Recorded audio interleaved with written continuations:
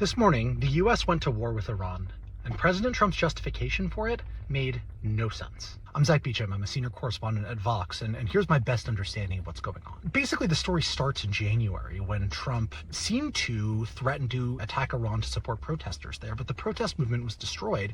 Yet Trump kept threatening to attack Iran and moved huge amounts of military assets seemingly to deal with its nuclear program, which he had claimed to obliterate. But there was no explanation as to what kind of war we'd be launching or really what the actual reason is. It was just a series of vague and jumbled and confusing things, which is exactly how I described the president's statement announcing to the country that a war had begun. Our objective is to defend the American people by eliminating imminent threats from the Iranian regime, a vicious group of very hard, terrible people. Its menacing activities directly endanger the United States, our troops, our bases overseas, and our allies throughout the world.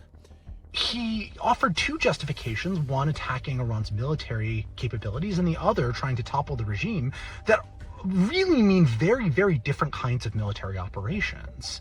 And we don't know which one we're launching. We don't even know why the US has decided it wants to launch this kind of expansive war. Now, it's possible Trump backs down, in which case the whole thing will be even more confusing, right? We just don't know what has happened, and the public justifications that exist right now are lacking. So what happened here?